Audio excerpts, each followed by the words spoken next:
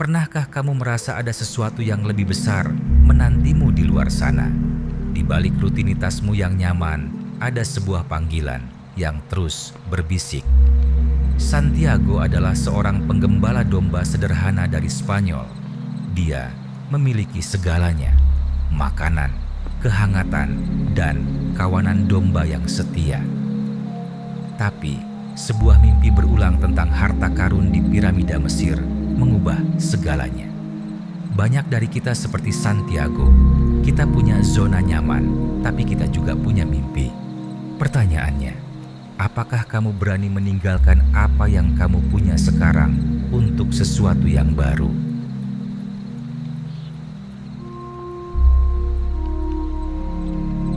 Perjalanan mimpi tidak pernah linier.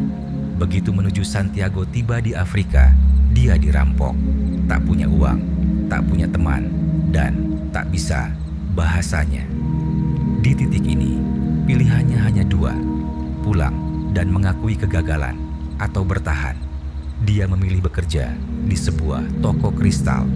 Dia belajar bahwa kegagalan bukanlah akhir, melainkan kursus singkat dari alam semesta untuk membentuk karakter kita. Setahun di toko itu, dia tidak hanya mengumpulkan uang, tapi dia belajar bahasa dunia. Dia belajar bahwa setiap kesulitan adalah cara semesta menguji seberapa besar keinginanmu.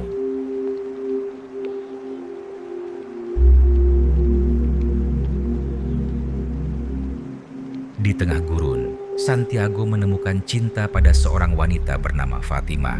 Di sini, dia menghadapi godaan terbesar: berhenti mengejar mimpi demi cinta. Tapi Fatima memberikan pelajaran penting. Cinta sejati tidak pernah menghalangi seseorang mengejar takdirnya.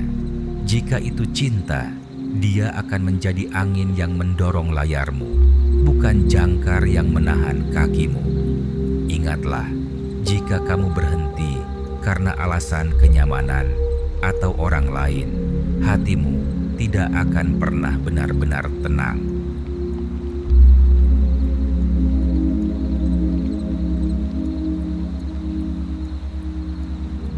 Bersama sang alkemis, Santiago belajar rahasia terdalam. Alkimia sejati bukan mengubah logam menjadi emas, tapi mengubah diri kita sendiri menjadi versi yang lebih baik. Dia belajar mendengarkan hatinya, karena di mana hatimu berada, disitulah harta karunmu akan ditemukan. Saat dia terpojok dan harus berbicara pada angin, dia menyadari bahwa dia adalah bagian dari alam semesta. Dia menyadari bahwa tidak ada yang mustahil bagi jiwa yang sudah menyatu dengan tujuan.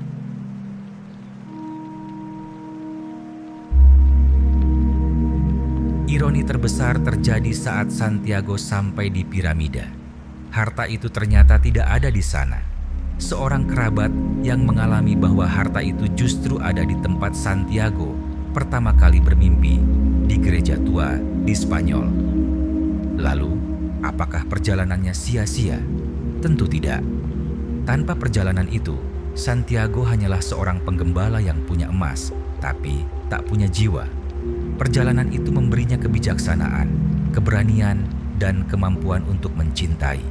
Harta sejatinya bukanlah emas, tapi siapa dia saat dia menemukan emas itu.